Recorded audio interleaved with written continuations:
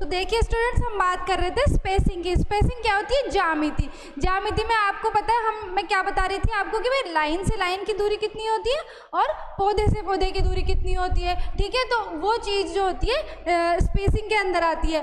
तो अब ये जो यहाँ पे लिखा हुआ है R into P, R into P का मतलब क्या होता है भाई? रो से रो, ठीक है, रो से रो। और पी का मतलब क्या होता है? प्लांट से प्लांट। तो रो से रो तो आपकी कितनी हो गई? 45, ठीक है। और प्लांट से प्लांट कितनी हो गई आपके? 15। तो इसलिए इसको क्या किया? आर इंटू पी कर दिया। आर इंटू पी बराबर कितना कर दिया? 45 इंटू 15, ठीक है। तो इस तरीके से आप ये जो समझोगे, आप इसमें कंफ्यूज मत होना भाई आर इंटू पी का मतलब क्या होता है भाई। इस रो आर इंटू पी, रो और लाइन की कितनी होगी? 45 इंटू 15 यानी 45। तो क्या होगी?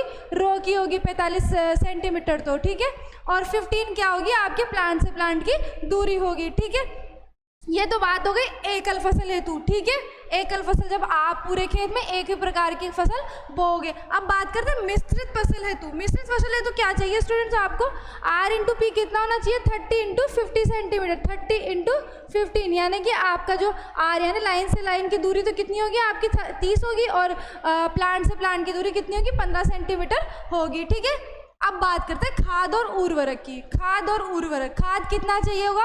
FYM, जिसको हम मोस्ट ऑफ द इम्पोर्टेंट रूप से जो है काम में लेते हैं, 10 से 15 टन पर हेक्टेयर की दर से आपको चाहिए होगा, ठीक है। FYM हो गया ये। तो अब बात करते हैं नाइट्रोजन की। नाइट्रोजन कितना चाहिए? 50 kg पर हेक्टेयर चाहिए होगा। फास्फोरस कितना चाहिए होगा? 40 kg पर हेक्टेयर। और आपका पोटेशियम कितना चाहिए होगा? 30 kg पर हेक्टेयर, ठीक है। ये तो हो गई खाद और उर्वरक की बात। अब बात करते हैं जल मांग की। जल मांग क्या होता है कि भाई पौधे को जो है कितना जो है टोटल कितना उसके बीज अंकुरण से लेके पकने तक जितना भी उसको जल की आवश्यकता होती है वो जल मांग होता है। ये मैंने पहले भी आपको डेफिनेशन समझाई थी इसकी। अब जल मांग कितनी चाहिए होती है? 250 से 300 mm, ठीक है। या फिर आप बोल सकते हो 25 से 30 सेंटीमीटर इसको पानी की आवश्यकता होती है। अब बात करते हैं क्रांतिक अवस्था की। क्रांतिक अवस्था कौन सी होती है इसकी?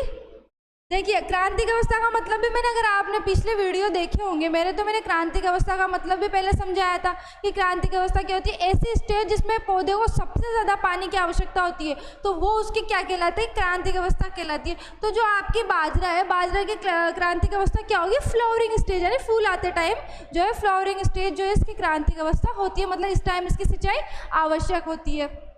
अब देखिए खरपतवार नियंत्रण। खरपतवार नियंत्रण के लिए आप क्या करोगे? बुआई के 15 से 20 दिन के बाद में क्या करोगे? पहले तो निराई गुड़ाई कर दोगे।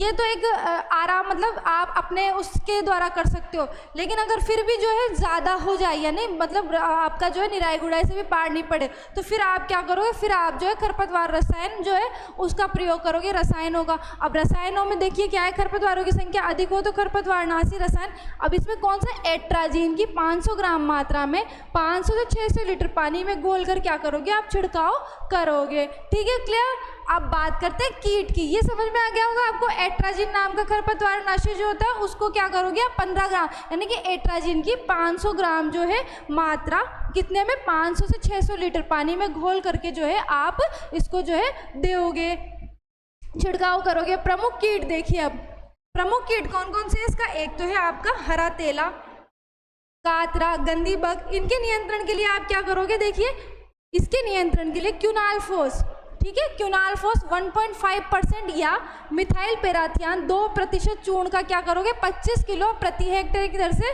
बुरकाव करोगे, ठीक है। यानी कि 1 हेक्टेयर में आप या तो मिथाइल पेराथियान यूज़ करो या क्यूनाल्फोस जो है, दोनों में से आप किसी एक को यूज़ कर सकते हो कीट के अंदर। अब सफ़ेद लट के लिए क्या करोगे? 1 kg बीज को 3 ग्राम कार्बोफ्यूरान या क्यूनाल्फोस कण मिलाकर बुआई कर सकते हैं, ठीक है। ये बात होगी प्रमुख कीटों की। अब रोग के बारे में बात करते। रोग में देखिए आपका सबसे पहला है ग्रीन ईयर। देखिए, ग्रीन ईयर या हरित बाली रोग, ग्रीन ईयर या हरित बाली रोग। अब रोकथाम कैसे करेंगे इस रोग की?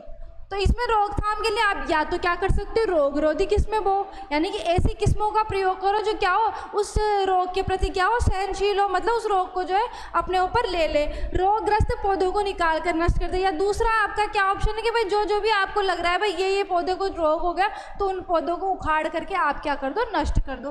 तीसरा आपका है फसल बुआई के 21 दिन बाद मैन को जो है 2 ग्राम प्रति लीटर की दर से छिड़के, ठीक है, फसल बुआई के 21 दिन के बाद। अब बात करते हैं फसल चक्र अपनाना चाहिए। ये भी ठीक है कि आपको क्या करें, फसल चक्र यानी फेर बदल कर जो है फसलें बोते रहो, तो वो भी आपको जो है इस रोग से राहत देगा। कौन से रोग से, ग्रीन ईयर या हरित बाली रोग, ठीक है। अगला है आपका अर्गट रोग।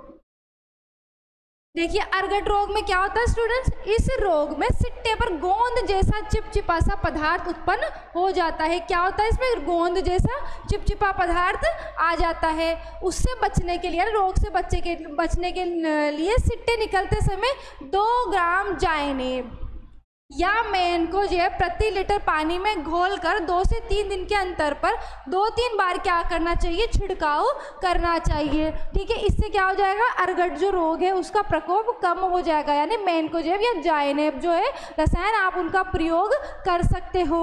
रोगग्रस्त पौधों को उखाड़ कर नष्ट कर दे, ये भी एक ऑप्शन होता है कि जो इस पर रोग है उसको क्या कर दो, आप उखाड़ कर फेंक दो। या नमक के 20% घोल में बीज को डुबोकर बुआई करनी चाहिए। या जब आप जो है बुआई करते हैं उससे पहले जो है बीज उपचार के समय आप क्या करो, इसको 20% नमक के घोल में जो है घोल करके और फिर बीज उपचारित करो इसका। अब देखिए उपज की बात करते हैं, ठीक है, सारी बात हो गई। अब कितना प्रोडक्शन मिलेगा हमको, अगर आप उन्नत विधियों के द्वारा कर रहे हो, मतलब सब कुछ बढ़िया एकदम साइंटिफिक जो है विधियों के द्वारा अगर आप खेती कर रहे हो, तो उन्नत विधियों में आपको कितना मिलेगा, प्रोडक्शन मिलेगा आपको 20 से 30 क्विंटल पर हेक्टेयर जो है आपको उन्नत विधियों के द्वारा जो है प्रोडक्शन मिलेगा। उसके बाद बात करते हैं बारानी खेती में। बारानी खेती आप जानते हो, मैंने पिछली कुछ क्लासों में बारानी खेती के बारे में बताया था आपको।